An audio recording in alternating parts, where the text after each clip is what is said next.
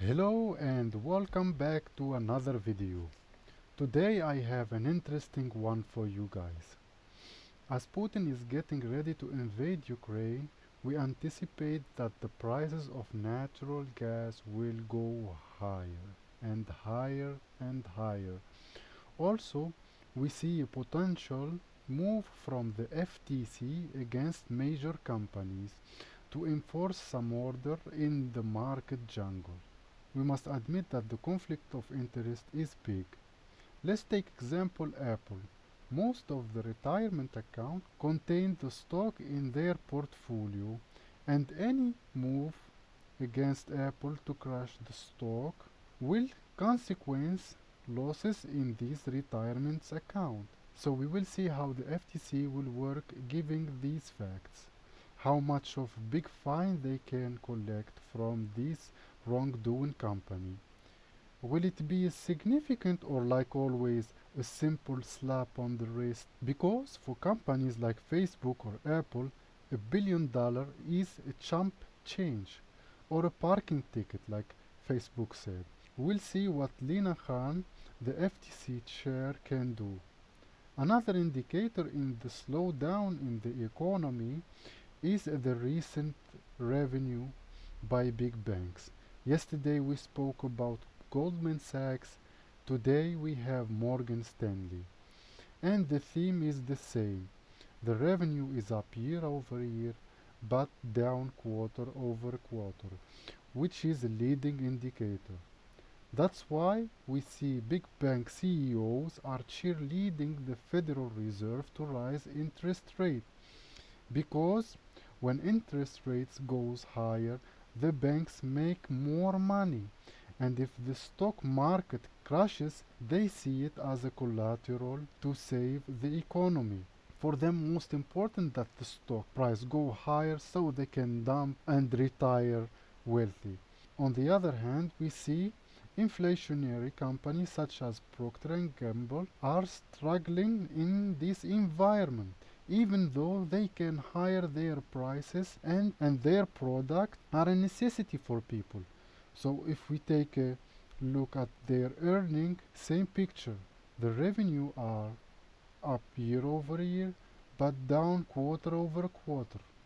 So conclusion, the inflation is still and here to stay, and companies and corporations are struggling to keep their bottom line looking good. With that being said, let's move on to the market coverage. And here you go. The Dow Jones is down 339.82 points, or a decline of 0.96%. The Nasdaq is down 166.64 points, or a decline of 1.15%. The S&P 500 is down minus 44.35 points, or a decline of 0.97%. Let's take out the day performance. The first place is for basic material. The second place is for the consumer defensive. And the third place is for utility. The laggers of the day are consumer cyclical in the last place, followed by technology and financial.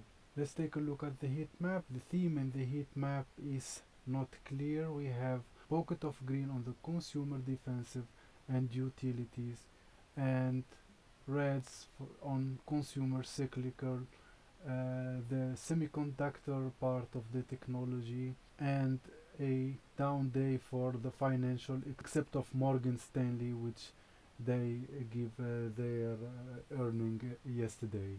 Futures, we see the energy on the flat line, except of ethanol, soft coca cotton sugar on the flat line, with gains for orange juice and big losses for lumber. For the metal, gold on the flat line with 1837.90 for the spot price of gold. Silver on the flat line and with gain for palladium, copper, platinum.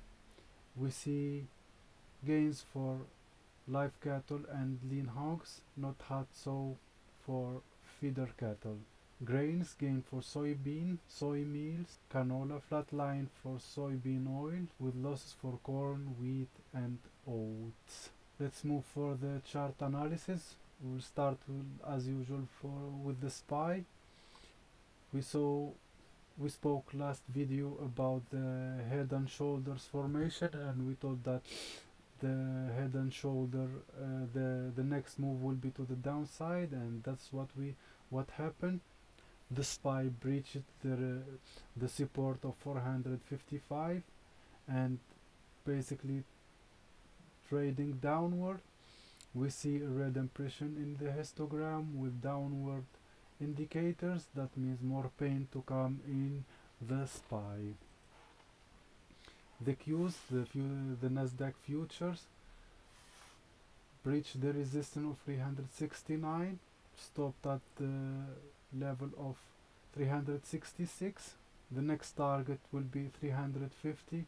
We have a red impression on histogram, and the indicators are pointing downward. That means the Qs will keep on flashing to the downside. The IWM small caps building a bear flag. We see on the MACD the red impression on the histogram downward. We are building a bear flag. That means maybe we'll have a consolidation around this level for some times, and then the next move will be to the downside. Let's take a look at the VIX for our chart.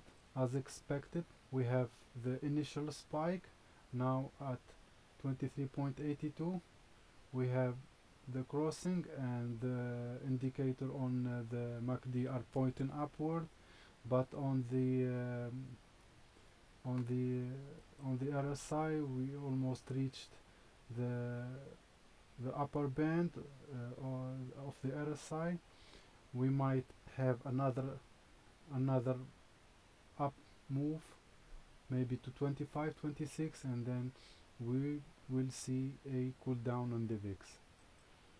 The dollar index, Dixie. The dollar index built a bull flag. Now it's consolidation, and the next move will be logically to the upper level to reach the resistance of 96. Let's see Bitcoin. Bitcoin is hugging the support of 42,000. The MACD did cross, but the histogram is not that important, and we see that we still in a overbought territory on the RSI. That means maybe we will see a slight rebound in BTC, but this slight rebound in BTC may be to the level of 45,000, and then the pain will resume in BTC one more time. Apple did breach the support of 167 and is building a bear flag. If this support, which will turn to a resistance, will be breached, we will expect Apple to run back to the upside, but all the indication and these massive red candles are indicating that the bear flag will play to the downside. Tesla is exactly at the support of 995. We might expect a consolidation around this level. If we will break the level of the 995, the next stop will be 884. If not, we can come back to the 1000 mark level. AMC continuing its journey downwards with no look for the stock to recover in the near future. The MACD is crossing and have downward moving with a red impression in the histogram. These are all indicators that more pain to come to AMC. Let's take a look at the gold. Here we go. The gold finally breached the resistance of 1,837 with a large big candle that is indicating that this is a bull flag. We might revisit the now support 1,834 for some times, and then we will resume the upward movement in gold.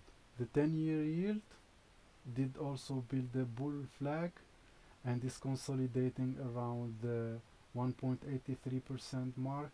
We see a decoupling in the connection between the 10-year and the gold from one side, and between the 10-year between the gold and the dollar indicator from the other side.